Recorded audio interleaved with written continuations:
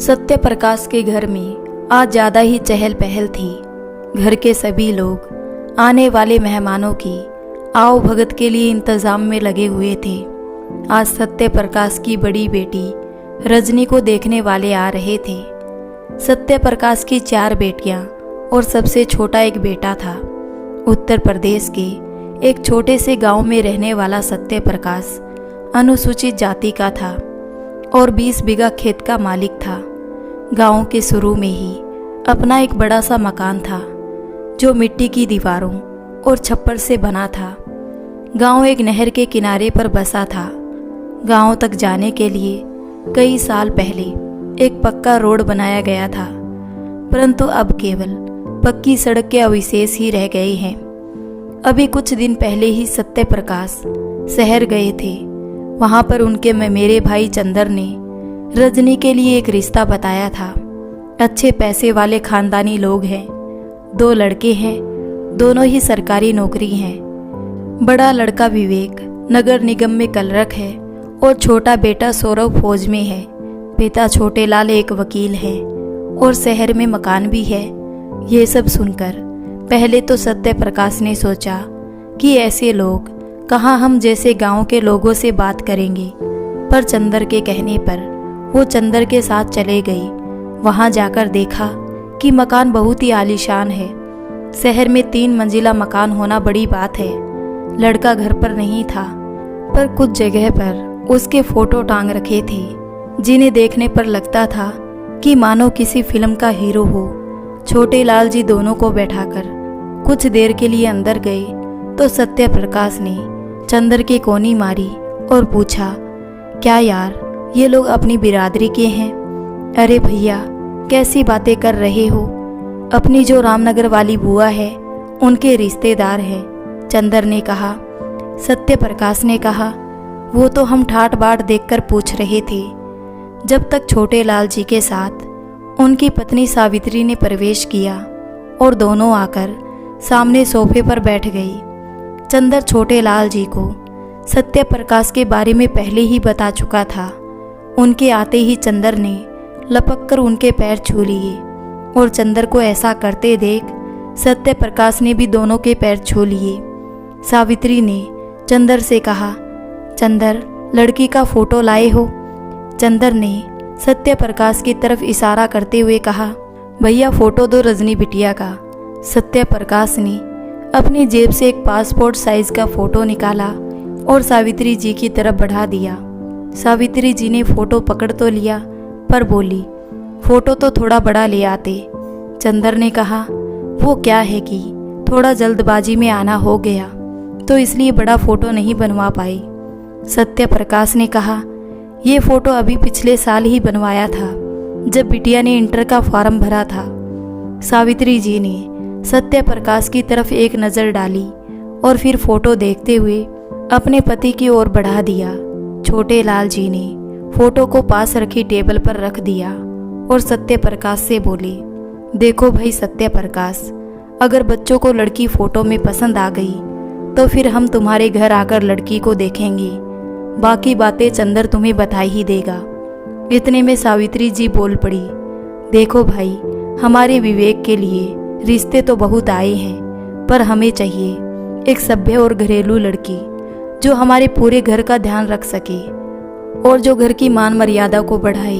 चंदर बता रहा था कि तुम्हारी बेटी सुंदर होने के साथ साथ घर के सारे काम जानती है और कुछ पढ़ी लिखी भी है। जी इंटर पास किया है उसने, वो भी प्रथम श्रेणी में, सत्य प्रकाश ने कहा। इतने में छोटे लाल जी बोल पड़े, ठीक है भाई चंदर, अगर हमें आना होगा तो हम तुम्हें फ़ोन पर बता देंगे। चंदर और सत्य प्रकाश दोनों वहां से चले आए। उस दिन से हर रोज सत्य प्रकाश चंदर को फ़ोन करके पूछता कि कोई फ़ोन आया क्या। अभी 2 दिन पहले ही चंदर का फ़ोन आया कि छोटे लाल जी अपने परिवार के साथ रजनी को देखना आना चाहते हैं। तब से सत्य प्रकाश ने आसमान सिर पर उठा रखा था और मेहमानों के स्वागत की तैयारी जोर शोर से करा रहा था। सत्य प्रकाश ने मेहमानों के स्वागत के लिए तरह तरह की मिठाइयाँ, नमकीन, बिस्किट आदि शहर से मंगवाई। मेहमानों के बैठने के लिए कुर्सियों का प्रबंध प्रधान जी की यहाँ से किया। मेहमानों को कहीं गाय भैंस के गोबर की महक ना लगे, इसके लिए उन्हें कहीं और बंधवा दिया। इतनी सब भाग दौड़ और खर्च को देखकर सत्य प्रकाश की पत्नी गौरी ने उसको टोका। सुनो जी, मुझे बहुत डर लग रहा है। क्यों, तुम्हें काहे का डर लगे है? सत्य प्रकाश ने कहा। गौरी अपना पल्लू संभालते हुए बोली, इतने बड़े लोग हैं, न जाने कैसी शादी करें और दहेज में न जाने क्या क्या मांगे। सत्य प्रकाश हंसता हुआ बोला, अरे तू रही ना गवार की गवार। अरे तू उन लोगों को नहीं जानती, शहर में क्या ठाठ है उनके पास क्या कमी है जो वो हमसे मांगेंगे। गौरी ने कहा, लेकिन फिर भी बिटिया की शादी है, खाली हाथ तो नहीं भेज सकते। पास पल्ले तो कुछ है नहीं, फिर कैसे निपटेगी शादी? सत्य प्रकाश ने गौरी के हाथों को पकड़ते हुए उसको चारपाई पर बैठाते हुए कहा, अरे तू काहे चिंता करती है? वो जो श्याम मनोहर है ना, अपने खेत के पड़ोस में जिसका खेत है, 1 बीघा खेत के 80,000 देने को कह रहा था। अब बिटिया की शादी जितने में निपटेगी उतना उसे बेच देंगे। गौरी ने दिल पर हाथ रखते हुए पूछा, तो क्या हमारा सब खेत बिक जाएगा? सत्य प्रकाश ने कहा, अरे नहीं पगली, मान ले 5 बीघा बिक भी गया तो क्या, बस हमारी बिटिया खुश रहे। गौरी की आंखों में आंसू आ गए और वो सत्य प्रकाश के कंधे पर सिर रखकर रोने लगी। इतने में रजनी आ जाती है और कहती है, माँ देखो ये सूट कैसा लग रहा है। इतने में उसकी नज़र गौरी की नम आंखों पर पड़ती है तो पूछती है, क्या हुआ माँ? गौरी आंखें पोंछते हुए कहती है, कुछ नहीं। तभी सत्य प्रकाश कहता है, अरे हुआ कैसे कुछ नहीं? तेरी माँ कह रही है कि हमारी बिटिया शहर जाकर कहीं हमें भूल तो न जाएगी, बस तभी रो रही है। रजनी दोनों से लिपट कर कहती है, कोई भला कैसे अपने माँ बाप को भूल सकता है? मैं तो आप दोनों को भी अपने साथ ले जाऊंगी। तभी पीछे से और 3 बेटियां सोनिया, मीना, रीना और छोटा बेटा सोनू आकर उन तीनों से लिपट जाते हैं और बोलते हैं, हम सब भी चलेंगे, और सभी हंसने लगते हैं। आखिरकार वो समय आ ही गया जब लड़के वाले गांव में प्रवेश करते हैं। करीब 11 बजे के समय सत्य प्रकाश के घर के बाहर 3 गाड़ियां आकर रुकती है। सत्य प्रकाश तीनों गाड़ियों की तरफ हाथ जोड़ता हुआ बढ़ता है और गाड़ियों से निकलने वाली हर व्यक्ति को झुककर नमस्कार करता है। गाड़ियों से कुल 8 लोग आए थे। एक गाड़ी में छोटे लाल जी, उनकी पत्नी सावित्री जी और उनके साथ चंद्र भी था। दूसरी गाड़ी में छोटे लाल जी, उनकी बहन रुक्मणी और बहनोई नाथूलाल, और तीसरी गाड़ी में था विवेक अपने मामा रमेश चंद्र और मामी सुषमा के साथ। सभी मेहमान गाड़ी से उतरकर सत्य प्रकाश के पीछे पीछे चल दिए। सत्य प्रकाश ने सभी को कुर्सियों की ओर इशारा करते हुए कहा, आइए बैठिए। सभी मेहमान कुर्सियों पर बैठ गए। उनके सामने मिठाइयाँ, नमकीन, बिस्किट आदि रखे गए। रजनी चाय लेकर आई तो सभी रजनी को देखते ही रह गई। विवेक कुछ शर्मा रहा था, पर कभी कभी रजनी की तरफ देख लेता था। रजनी से मेहमानों ने बैठने को कहा, पर उसको शर्म की वजह से सबके सामने कुर्सी पर बैठना उचित नहीं लगा। तो रजनी की माँ दौड़कर अंदर से चटाई ले आई और नीचे बिछा दी, जिस पर रजनी अपनी माँ और कुछ महिलाओं के साथ नीचे बैठ गई। उसी बीच उसने विवेक को भी देख लिया था। सभी ने आराम से नाश्ता किया और फिर रजनी और सारी महिलाएं अंदर चली गई। विवेक और उसके मामा ने कहा कि हम थोड़ा गांव घूमकर आते हैं। तभी छोटे लाल जी ने सत्य प्रकाश को आवाज़ दी, जो तब से एक तरफ खड़ा था। उसको बुलाया और नाथूलाल जी की ओर इशारा करते हुए कहा, देखो भाई सत्य प्रकाश, ये विवेक के फूफा जी है। जो ये चाहेंगे वही होगा। इनकी हाँ में हाँ है, और अगर इन्होंने ना कर दिया तो फिर समझो ना है। सत्य प्रकाश तुरंत नाथूलाल के पास गया और जाकर नीचे बैठ गया। नाथूलाल जी बोले, देखो सत्य प्रकाश, मुझे घुमा फिराकर बात करने की आदत नहीं है, इसलिए शादी से पहले सारी बातें अगर साफ साफ हो जाए तो अच्छा होगा। जी साहब, सत्य प्रकाश ने कहा। नाथूलाल जी ने रोब से कहा, कितने तक की शादी कर लोगे? सत्य प्रकाश कुछ बोल नहीं पा रहा था। वो बस कभी छोटे लाल जी को देख रहा था तो कभी नाथूलाल जी को। इतने में चंदर ने कहा, बोलो भैया, जो भी बात है साफ साफ कह दो। और फिर तुम कौन सी कमी होने दोगे शादी में? बिटिया की शादी के लिए कुछ तो तैयारी करके रखी होगी, और फिर 20 बीघा खेत भी तो है। इतना सुनते ही नाथूलाल जी बोले, 20 बीघा खेत है? फिर हम तो नाहक ही परेशान हो रहे थे। अब तो बस ये बात करो कि शादी कैसे निपटानी है। इतने में विवेक अपने मामा के साथ आ जाता है और दोनों बड़ी कुर्सियों पर बैठ जाते हैं। नाथूलाल जी विवेक से पूछते हैं कि कैसा लगा गांव। विवेक कहता है कि फूफा जी, वैसे तो गांव अच्छा है, हर तरफ हरियाली, शुद्ध हवा और सीधे सादे लोग हैं, पर यहाँ पर लोगों का रहन सहन, यहाँ की धूल उड़ती सड़कें बिल्कुल भी पसंद नहीं आई। नाथूलाल जी ने कहा, तो फिर ऐसा करते हैं कि शादी शहर से ही करते हैं, क्यों, कैसा रहेगा सत्य प्रकाश? सत्य प्रकाश ने हाथ जोड़ते हुए कहा, जैसा आप कहें। इतने में विवेक ने अपने मामा के कान में कुछ फुसफुसाया। मामा जी थोड़ा सा मुस्कुराए और छोटे लाल जी से बोले, जीजा जी, मैं तो ये कह रहा था कि अगर लड़का और लड़की आपस में कुछ बातें कर लेते और फिर बात आगे बढ़ाई तो अच्छा होता। छोटे लाल जी बोले, ठीक है, इसमें क्या हर्ज है, आखिर उन दोनों का निर्णय ही अंतिम निर्णय होगा, क्यों सत्य प्रकाश? सत्य प्रकाश ने कहा, जैसा आप कहे। और सत्य प्रकाश उठकर अंदर वाले कमरे की ओर गया जहाँ पर सभी महिलाएं रजनी के पास बैठी थी। उसने गोरी को बाहर से ही आवाज़ दी, सुनो, सुनती हो? गोरी तुरंत बाहर आ गई और बोली, हाँ जी बोलिए। सुनो, वो विवेक जी हमारी बिटिया से कुछ बात करना चाहते हैं, सत्य प्रकाश ने हिचकिचाते हुए कहा। गोरी ने सिर पर हाथ रखते हुए कहा, हे भगवान, अब जाने क्या क्या नया रिवाज चलवाओगी। आज से पहले हमारे खानदान में कभी लड़का और लड़की ने शादी से पहले बात की है? अंदर गांव की भी कुछ औरतें हैं, पूरे गांव में बदनामी हो जाएगी। सत्य प्रकाश ने कहा, अरे पगली, काहे की बदनामी? शहर में तो ये सब आम बात है। गोरी ने झुंझलाकर कहा, ये सब शहर के चोंचले हैं, शहर में ही अच्छे लगते हैं। सत्य प्रकाश ने कहा, ओहो, तो क्या तू नहीं चाहती कि रजनी बिटिया की शादी एक बड़े से घर में हो, जहां उसके सारे सपने पूरे हो सके और किसी चीज़ की मोहताज ना हो? गोरी ने कहा, कौन नहीं चाहेगा अपनी बिटिया की खुशी के लिए, फिर भी बिना कुछ सोचे बोल देती है, सत्य प्रकाश ने कहा।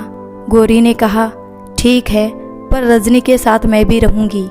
हे भगवान, जैसा तुम्हें अच्छा लगे करो। इतना कहते हुए सत्य प्रकाश वहां से चला गया। गोरी रजनी के पास गई और धीरे से रजनी के कान में कुछ कहा और हाथ पकड़कर उसे बगल वाले कमरे में ले आई। उस कमरे में एक बानों वाली चारपाई पड़ी थी, जिस पर एक चादर बिछाकर गोरी ने उस पर रजनी को बैठा दिया और अपने आप विवेक को बुलाने बाहर गई और सत्य प्रकाश को आवाज़ दी, सुनो जी, जरा विवेक जी को भेज दीजिए। विवेक ने भी सुन लिया था। ये सुनकर वो अपने आप खड़ा हो गया और गोरी की तरफ चल दिया। जब वो गोरी के नज़दीक पहुंचा तो गोरी कमरे की ओर चल दी और बोली, आओ बेटा। विवेक जैसे ही अंदर गया, उसे देखकर रजनी चारपाई से उतरकर खड़ी हो गई। विवेक ने रजनी को देखा तो देखता ही रह गया। वो भूल गया कि गोरी भी वहीं पर है। गोरी ने चारपाई की तरफ इशारा करते हुए कहा, बैठो बेटा। विवेक जैसे ही चारपाई पर बैठा, चारपाई की अदवाएं टूट गई और वो चारपाई के अंदर घुस गया। रजनी ने तुरंत विवेक की ओर हाथ बढ़ाया और उसको उठने के लिए सहारा दिया। विवेक उठ गया, पर रजनी का हाथ पकड़े खड़ा था और रजनी की आंखों में देख रहा था। रजनी भी विवेक की आंखों में देख रही थी। तभी गोरी की खांसने की आवाज़ ने दोनों का ध्यान भंग कर दिया।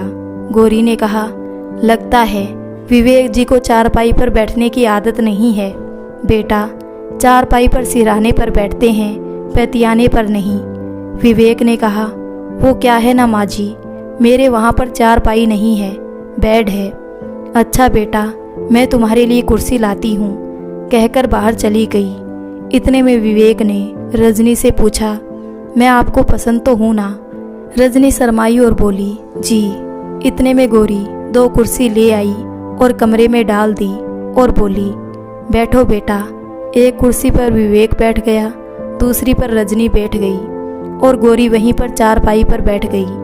अब विवेक की समझ में नहीं आ रहा था कि गौरी की मौजूदगी में वो बात क्या करे, इसलिए बहुत देर तक वहाँ पर खामोशी छाई रही। इतने में विवेक के मामा ने बाहर से आवाज़ दी कि विवेक, तुम्हें जीजा जी बुला रहे हैं।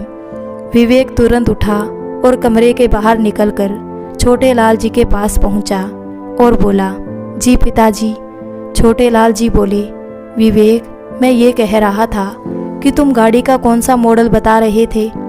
विवेक ने सत्य प्रकाश की ओर देखा, जो कि अभी भी नाथूलाल जी के पास नीचे अत्यंत परेशान होकर बैठा था। विवेक कुछ बोलने ही वाला था कि तभी नाथूलाल जी बोल पड़े, भाई विवेक, मेरी मानो तो ऐसा करो कि नगद ले लो और गाड़ी अपने मन से निकाल लेना। छोटे लाल जी की तरफ देखा, उन्होंने हाँ में सिर हिला दिया।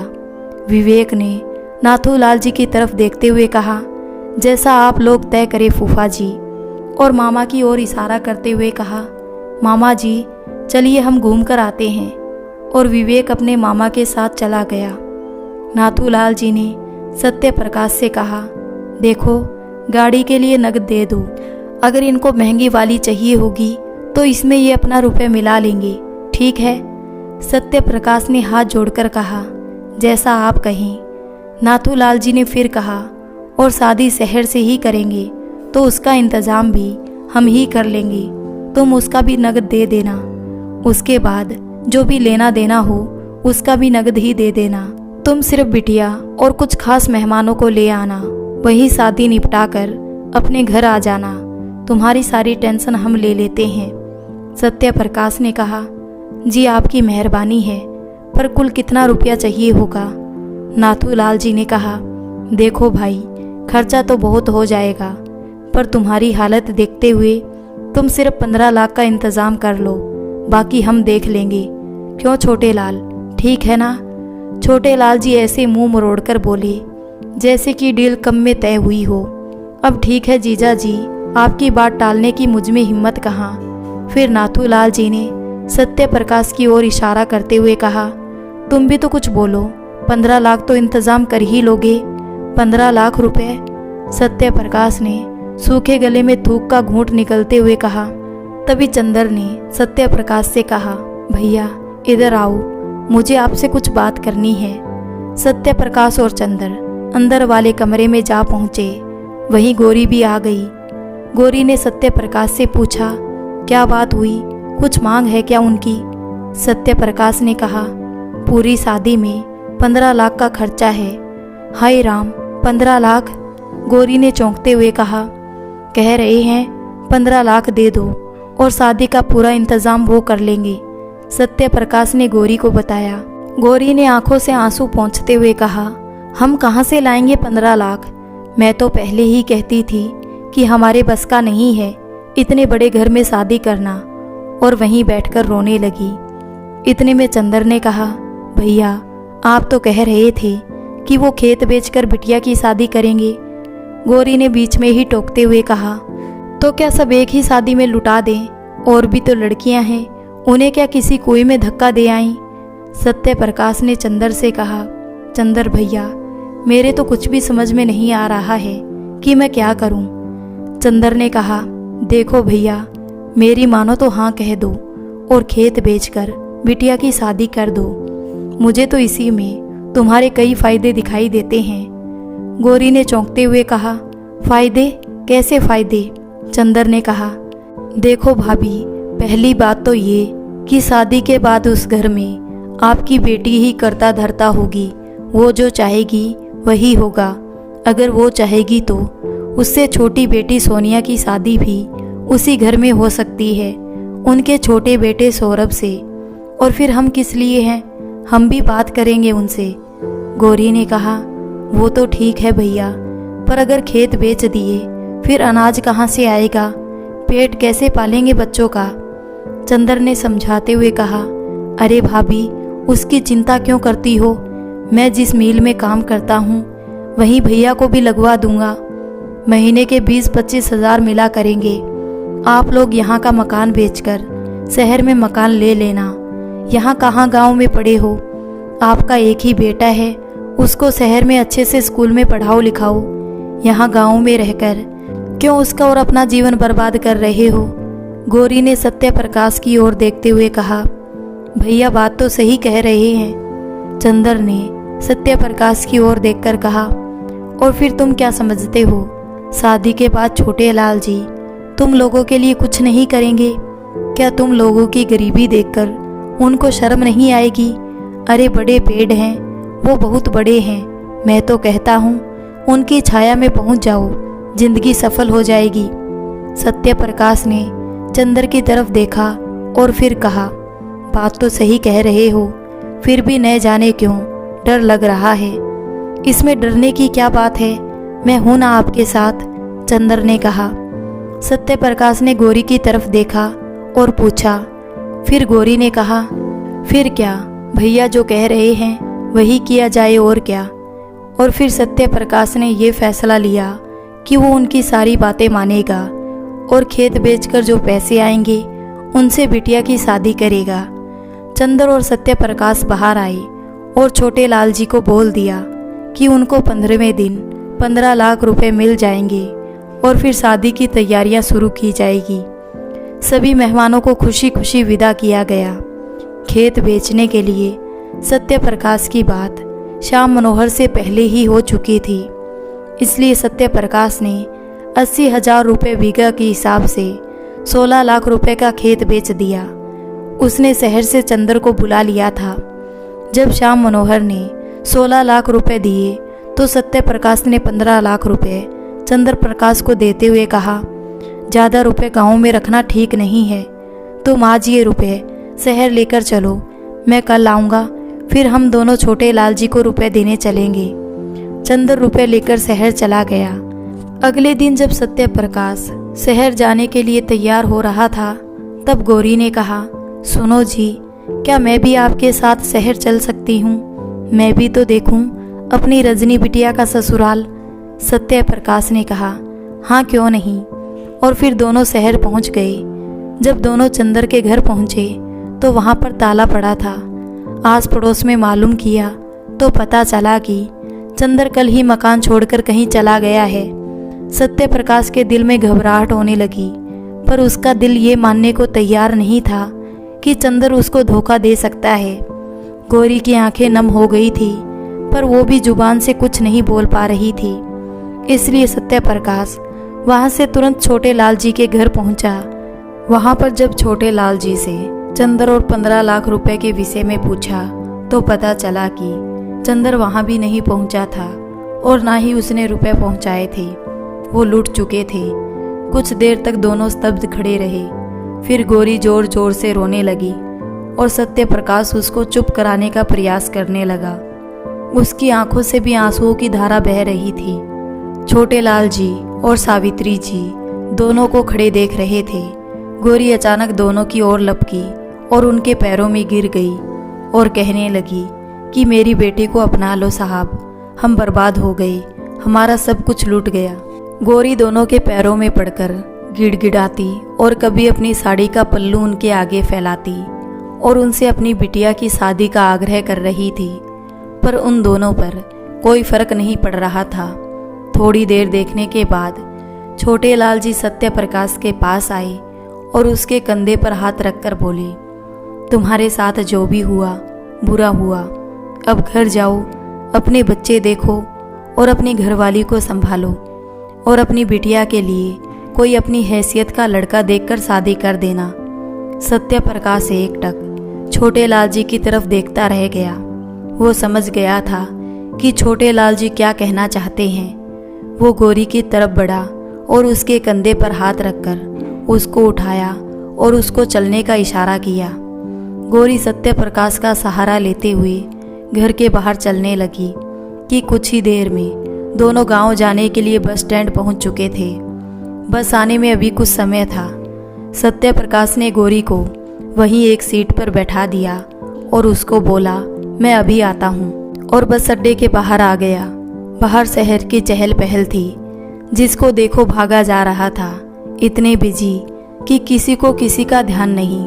ये वही शहर है जहाँ पर जीने के लिए जिन चीज़ों की आवश्यकता होती है सब आसानी से उपलब्ध हो जाती है। पर आज सत्य प्रकाश की आंखें जिस चीज़ को ढूंढ रही थी वो जीने के लिए नहीं बल्कि अपना जीवन समाप्त करने के लिए उपयोग में लाई जाती है। वैसे तो जीवन नष्ट करने के लिए वही जहर काफ़ी होता है जो चंदर जैसे आस्तीन के सांप के भीतर होता है, पर इस शरीर से प्राणों का निकलना इतना आसान नहीं होता है। थोड़ा सा खोजने के बाद सत्य प्रकाश एक जहर की पुड़िया ले आता है और अपनी जेब में रखकर गौरी के पास लौट आता है। कुछ ही देर में बस आ जाती है और दोनों गांव आ जाते हैं। दोनों के घर पहुंचते ही बच्चे उन्हें देखकर खुश हो जाते हैं। सोनू दौड़कर माँ के पैरों में लिपट जाता है, जिसे दुलार देकर गौरी अपने पास बैठा लेती है। रजनी दोनों के लिए गिलास में पानी ले आती है। सत्य प्रकाश अपना कुर्ता उतारकर रजनी को पकड़ा देता है और रजनी के हाथ से पानी का गिलास लेकर रजनी की तरफ ध्यान से देखने लगता है।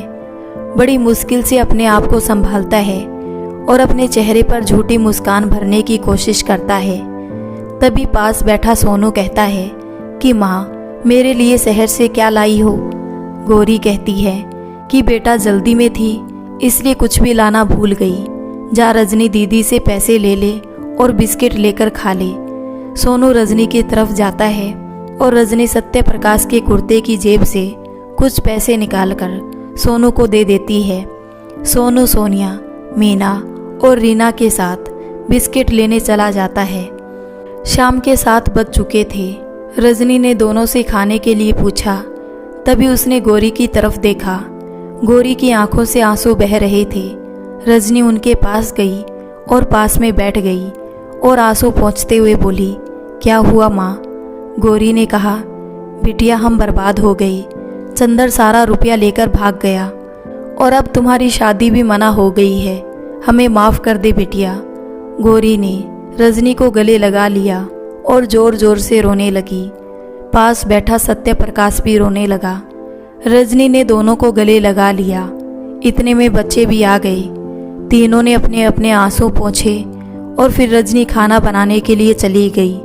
रात को सभी ने साथ बैठकर खाना खाया। सत्य प्रकाश और गौरी के मुंह में खाना नहीं चल रहा था। रजनी देख रही थी कि दोनों बहुत परेशान हैं। सभी को खाना खिला दिया पर रजनी ने खाना नहीं खाया। सोते समय जब रजनी सत्य प्रकाश के पास गई तब सत्य प्रकाश ने रजनी के हाथ में बचा हुआ 1 लाख रुपए रख दिया और कहा, बेटा इस घर में सबसे समझदार तू ही है, तू अपने हिसाब से इसको खर्च कर लेना। लेकिन पापा मैं कैसे? रजनी ने कहा। सत्य प्रकाश ने कहा, बिटिया तू पढ़ी लिखी है, तू भला बुरा सोच सकती है। इतने में गौरी आ गई तो सत्य प्रकाश सकपकास आ गया। रजनी सत्य प्रकाश के गले लगकर रोने लगी और गौरी और सत्य प्रकाश भी रोने लगे। कुछ देर बाद रजनी वहाँ से चली गई। गौरी और सत्य प्रकाश कुछ बातें करते रहे। बाद में रात के लगभग 2 बजे जब गौरी सो गई, सत्य प्रकाश अपना जीवन समाप्त करने के लिए उठा और फिर बैठकर विचार करने लगा। उसकी आंखों से आंसू रुक नहीं रहे थे। वो उठा और धीरे धीरे खूंटी में टंगे अपने कपड़े की ओर बढ़ा। उसने जैसे ही कुर्ते की जेब में हाथ डाला तो चौंक गया। कुर्ते की जेब से जहर की पुड़िया गायब थी। उसने अपने सारे कपड़े देख डाले पर जहर की पुड़िया कहीं भी नहीं मिली। थक हार कर सत्य प्रकाश बैठ गया और सोचने लगा कि हाय रे किस्मत, लगता है कि अभी जीवन में और भी ठोकरे खाना लिखा है। जो जहर की पुड़िया ही कहीं गिर गई। फिर वो लेटने लगा। जैसे ही वो लेटा उसको याद आया कि उसने कुर्ता रजनी को दिया था, जिसकी जेब से रजनी ने सोनू को पैसे दिए थे। सत्य प्रकाश अचानक चिल्लाया, रजनी! जिससे गौरी की आंखें भी खुल गई। वो भी उधर दौड़ पड़ी जिधर सत्य प्रकाश दौड़कर गया। जब सत्य प्रकाश वहां पहुंचा जहां रजनी लेटी थी उसने देखा कि रजनी के मुंह से झाग निकल रहा है। वो अपने पापा के हिस्से का सारा जहर पी चुकी थी। उसके हाथ के पास ही खाली जहर की पुड़िया और एक चिट्ठी पड़ी थी जिसमें रजनी ने लिखा था कि पापा, इस परिवार को मुझसे ज़्यादा आपकी ज़रूरत है। गौरी रजनी से लिपटकर रोने लगी और सत्यप्रकाश बेसुधे एक तरफ बैठ गया। आस पड़ोस के लोग रोना सुनकर इकट्ठा होने लगे। सुबह होने तक बात आसपास के दूसरे गांवों तक फैल गई। रजनी को देखने के लिए ढेर सारे लोग इकट्ठे हो गए। सभी की आंखें नम थी। किसी परिचित को देख गौरी रजनी के सिर को उठाती और विलाप करती हुई कहती, उठ बिटिया, देख तुझे देखने कितने लोग आए हैं। पर रजनी अपना जीवन समाप्त कर चुकी थी। उसको कोई फर्क नहीं पड़ रहा था कि अब कौन आ रहा है, कौन जा रहा है। तो दोस्तों, आपको ये कहानी कैसी लगी? अगर अच्छी लगी हो तो वीडियो को लाइक कर दें और हमारे चैनल सोशल स्टोरी को सब्सक्राइब भी कर लें।